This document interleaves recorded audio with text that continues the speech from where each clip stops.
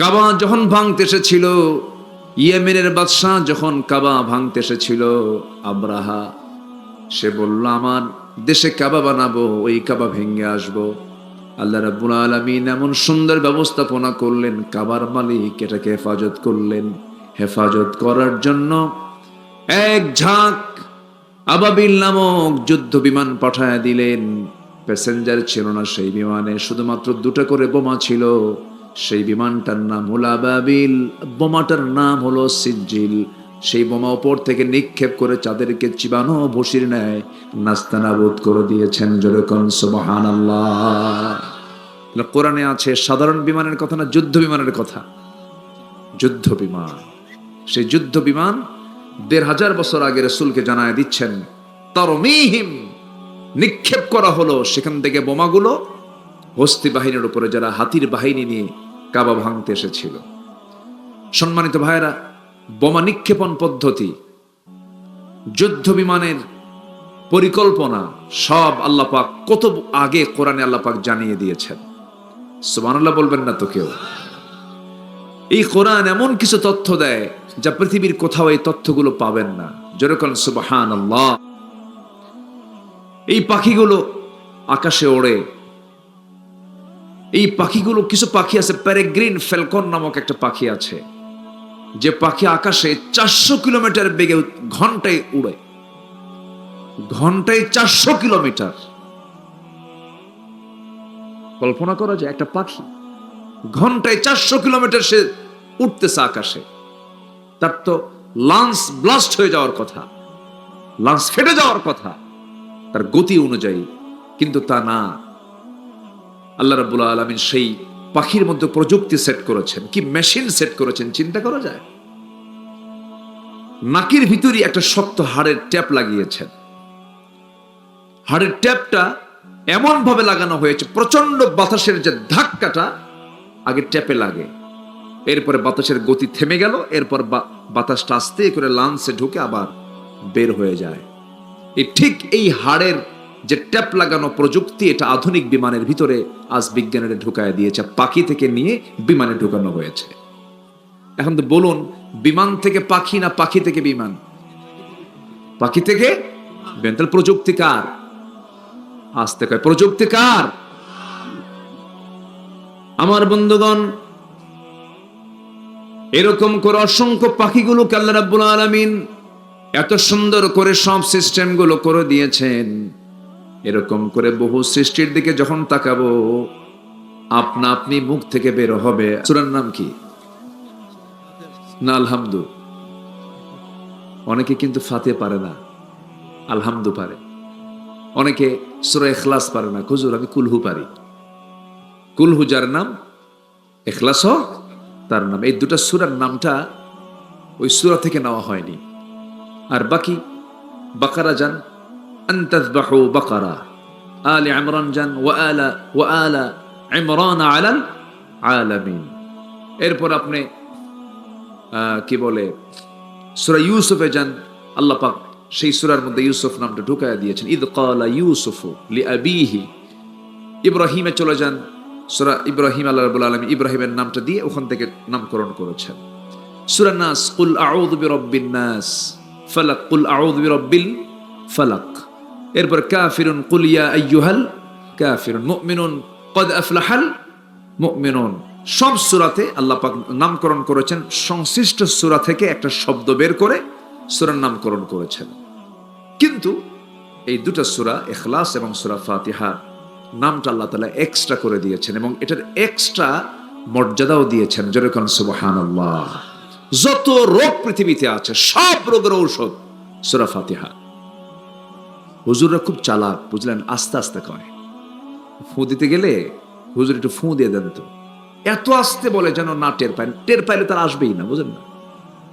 যা কয় সব সূরা ফাতিহা। কি বলে? সূরা ফাতিহা। এই জন্য আমরা অন্যের উপর এত ডিপেন্ডেন্ট হব না। নিজের অসুখ, নিজের সমস্যা, নিজের রোগ, এটার জন্য নিজেই দম দেব, নিজেই ফু দেব, এবং আমার জন্য কে যথেষ্ট? আল্লাহ যথেষ্ট। হুজুররা বেশি চালাক তো, এই জন্য কয় না। আজকে ফাঁস করে দিলাম। এরা করলেন নাকি আপনারা? যা, সব সূরা ফাতিহা। সূরা ফাতিহা বেশি করে পড়বো, জোরে বলি ইনশাআল্লাহ। যখনই চুপচাপ থাকবো সূরা ফাতিহা পড়বো, আর যখন সুযোগ পাবো সূরা ইখলাস 3 বার পড়বো। গোটা কোরআন শোনার, গোটা কোরআন খতমের সওয়াব আল্লাহ পাক তার আমলনামায় দিয়ে দিবেন। এই জন্য সূরার নামটা আল্লাহ পাক এক্সট্রা করে ভিন্ন করে এটার নাম দিয়েছেন। বিশাল দাম এই সূরার, সূরা ইখলাস। এক সাহাবী সব ওয়াক্তে সূরা ইখলাস পড়ে, এক সাহাবী। সাহাবীরা সব রিপোর্ট করলেন, ইয়া রাসূলুল্লাহ, এমন এক ইমাম পেয়েছি আমরা সূরা ইখলাস ছাড়া কোনো সূরাই বলে না। বলেন তো আপনার মসজিদ ইমাম যদি সূরা ইখলাস সবসময় পড়ে, আপনি মানবেন? বলবেন যে এই সূরা হুজুরের কি এই সূরাই মুখস্থ নাকি? কিন্তু উনি যে এই সূরাটা বারবার পড়তেন, না জানার কারণে নয়, মর্যাদার কারণে পড়তেন।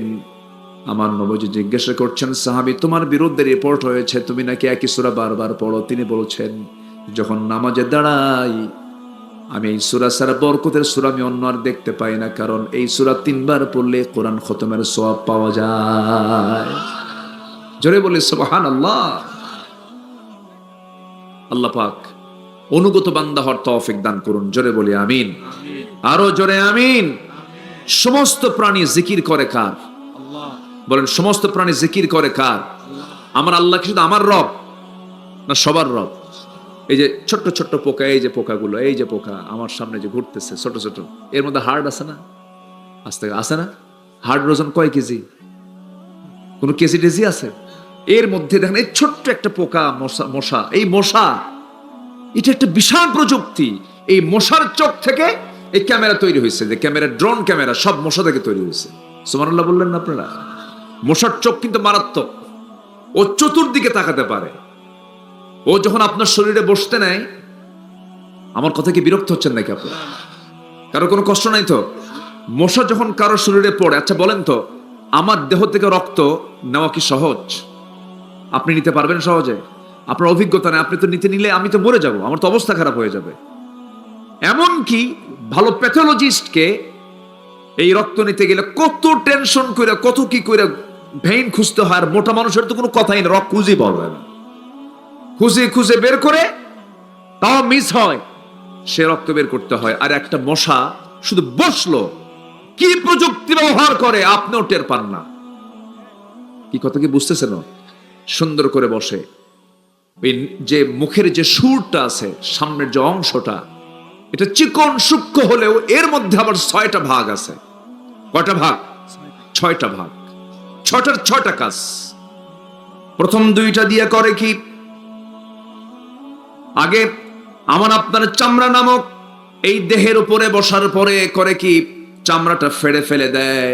চামড়া ফেড়ে ফেলার পরে পরের 2টা অংশ দিয়ে ব্লাড ভেসেল খুঁজতে থাকে, রক্তের ভেসেল খুঁজে খুঁজে খুঁজে বের করে পঞ্চম অংশটুকু দিয়া করে কি, আস্তে করে কেমিক্যাল নিঃসরণ করে সেখানে চতুর্দিকে অ্যানেস্থেসিয়া করে। যারা মেডিকেলে পড়েন তারা বুঝবেন, অ্যানেস্থেসিয়া মানে অজ্ঞান করে নেয়। চতুর্দিকে অজ্ঞান করে নিয়ে অবশ করে নেওয়ার পরে 6ষ্ঠতম অংশ দিয়া আস্তে করে সে তার হুলটা বসায় দিয়ে আস্তে করে সে নিতে থাকে।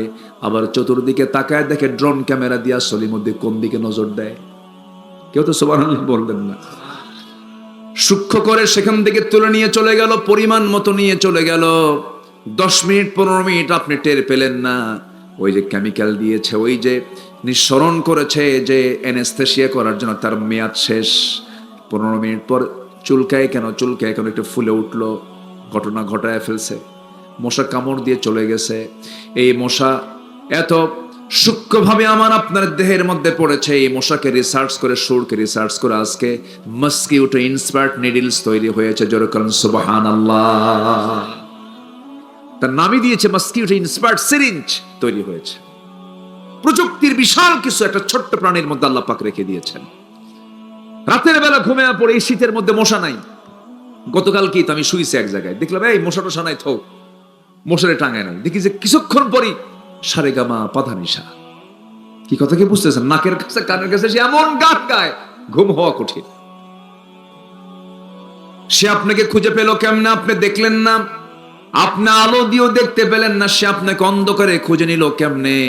খুঁজে নেওয়ার কারণ হলো প্রত্যেকটা মশাকে আল্লাহ পাক এত ঘ্রাণ শক্তি দিয়েছেন যে 75 ফুট দূর থেকে টের পায় এখানে কোন সলিমুদ্দিন শুয়ে আছে। জোরে বলেন সুবহানাল্লাহ। কোন প্রাণীর নাম কি? একটা মশা। আমার বন্ধুগণ, এই যে আওয়াজটা করে ভন ভন ভন ভন যে আওয়াজটা হয়, এই আওয়াজটা কিন্তু তার ভোকাল কর্ডের আওয়াজ নয়, কণ্ঠের আওয়াজ নয়, এটা হচ্ছে তার পাখার আওয়াজ। বিজ্ঞান বলছে আল্লাহ রাব্বুল আলামিন ওই মশার দেহের ভিতরে এমন মেশিন সেট করে দিয়েছেন, প্রত্যেকটা সেকেন্ডে একটা মশা 400 থেকে 500 বার তার পাখাটা ঝাপটান মারে। চিৎকার মেরে বলুন সুবহানাল্লাহ। প্রতি সেকেন্ডে 400 থেকে 500 বার। আজ পর্যন্ত কোন মেশিন আবিষ্কার হয় নাই যা মশার গায়ে যে মেশিন লাগানো আছে এমন মেশিন কেউ তৈরি করতে পারে নাই। আল্লাহ পাক এই কথা বললেন 1500 বছর আগে, ইন্নাল্লাহা লা ইস্তাহি আন ইয়াদরিবা মাসালান মা বাউদাতান ফামা ফাওকাহা। আল্লাহ তাআলা এই মশার উদাহরণ দিয়েছেন আজ থেকে 1500 বছর আগে। ফাম্মাল্লাযীনা আমানু ফায়ালামুনা আন্নাহুল হাক্কু মির রাব্বিহিম। আল্লাহু আকবার। সম্মানিত ভাইরা, আল্লাহ আমাকে বেশি ভালোবাসেন, আমি আল্লাহকে বেশি ভালোবাসি। অনেকে চিন্তায় আছে, হুজুর আমার তো ছেলে সন্তান নাই, খালি 5-6টা মেয়ে হয়, আল্লাহ আমার ভালোবাসলো কেমনে? এরকম চিন্তা করতেছেন নাকি? বলেন, কি আমাকে বেশি ভালোবাসেন বলেন? না আমি আল্লাহকে বেশি ভালোবাসি? আল্লাহ আমাকে বেশি ভালোবাসেন। শুধু আমাকে না, সকল প্রাণীকে ভালোবাসেন তিনি। একটা পাখি সেই সাইপ্রাস থাকে, সাইবেরিয়ান দ্বীপপুঞ্জ কোথায়, বিশাল শীত, শুধু তাপমাত্রা তো নাই, -50 মাইনাসে চলে আসে, কোনো মানে সেখানে তাপই নাই। ওই এলাকার মানুষগুলো না হয় বসবাস করার জন্য বিভিন্ন মাধ্যম খুঁজে বের করে, কিন্তু একটা পাখি, অসহায় পাখি, সে বাঁচবে কেমনে? এই পাখিটা বাঁচার উপায় কি? বসেন, যাবেন নাকি? কোনো প্রস্তুতি নেই, বসেন। তো এই পাখিটা বাঁচবে কেমনে? ওর তো ব্লাড জমাট হয়ে সে তো মারা যাবে। আল্লাহ বলে দেন, এই পরিযায়ী পাখি, অতিথি পাখি, তুমি এই দেশে আর থাইকো না, তোমাকে বাংলাদেশ পাঠাইয়া দিলাম। কেউ তো সুবহানাল্লাহ বললেন না।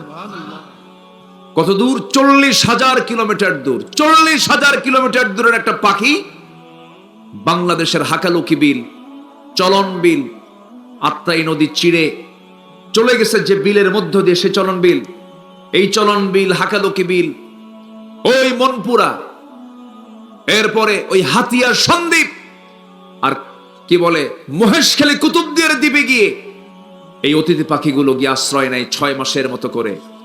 চলে আসে সেই সাইবেরিয়ান দ্বীপপুঞ্জ থেকে 40,000 কিলোমিটার। কোন ফ্লাইটে আসে? বিমান নাম্বার কত? হ্যাঁ, নিজস্ব ফ্লাইটে দেন। আল্লাহু আকবার বলেন, আল্লাহু আকবার। নিজস্ব ফ্লাইটে চলে আসে। আল্লাহ বলেন, পাখি তুই বাঁচবি না, তোর তো বাঁচা দরকার, তোর রক্ত জমাট বেঁধে তুই মারা যাবি, তুই বাংলাদেশে চলে যা। সুবহানাল্লাহ বলে।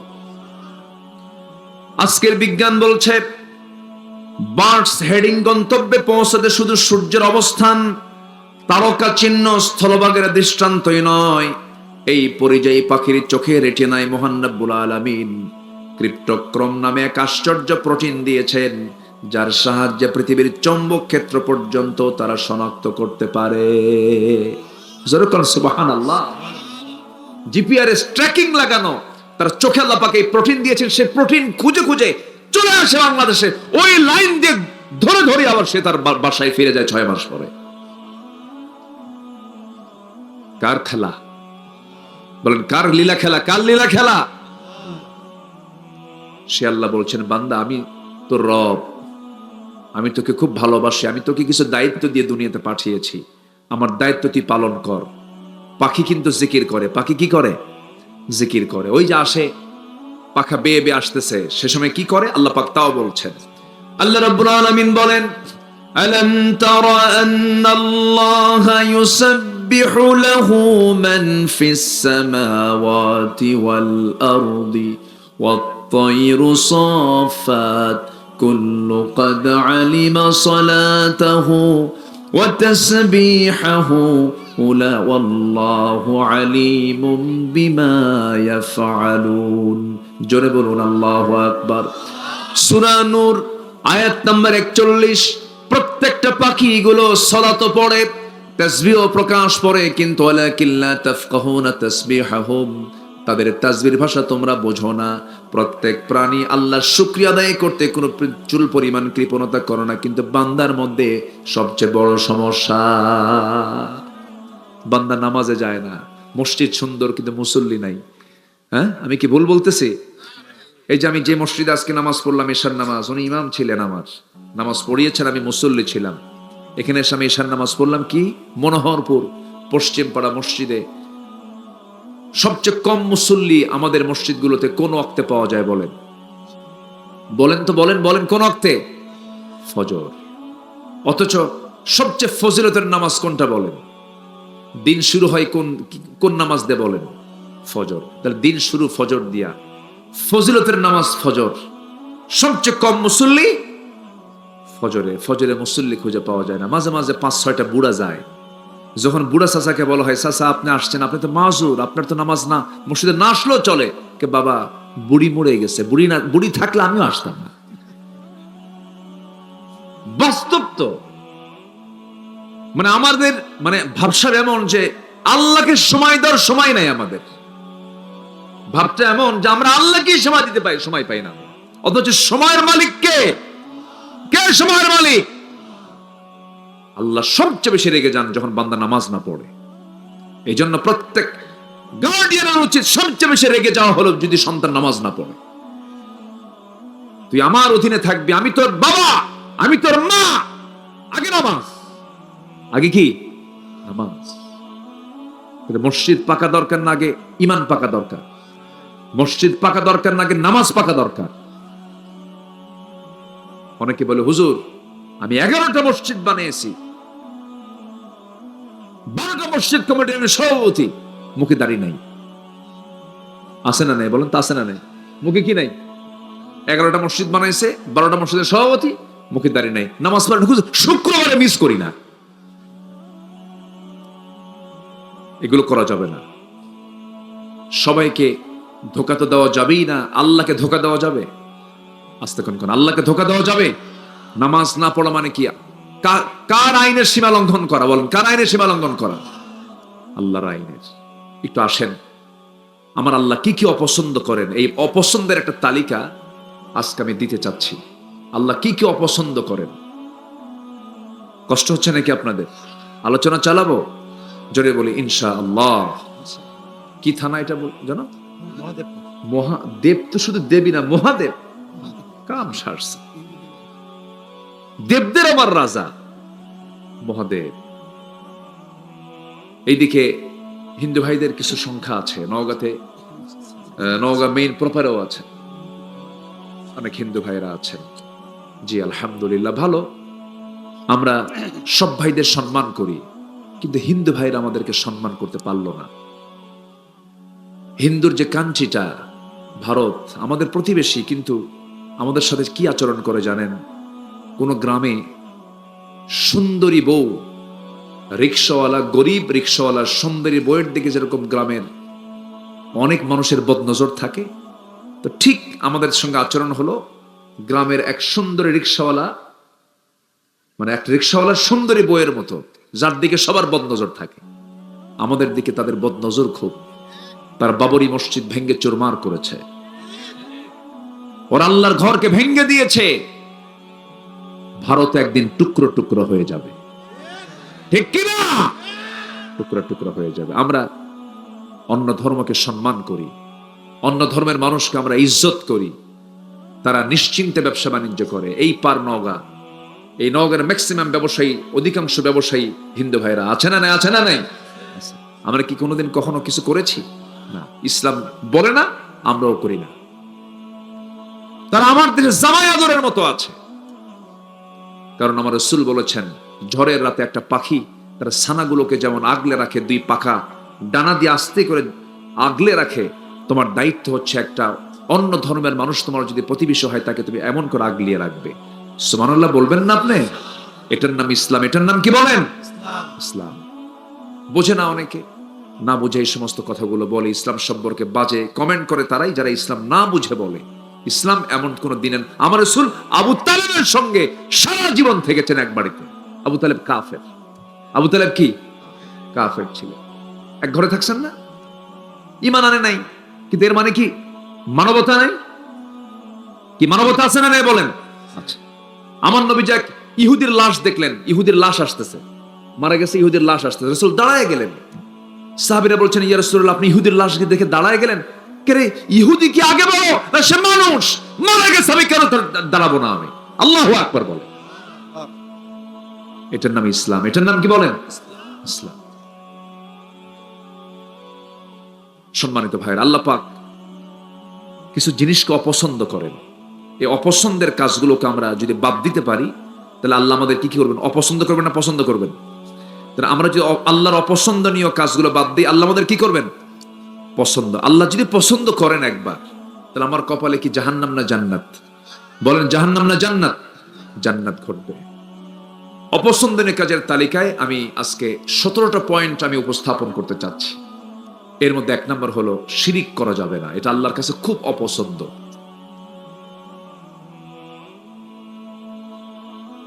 শিরিক এটা বিশাল একটা আলোচনা।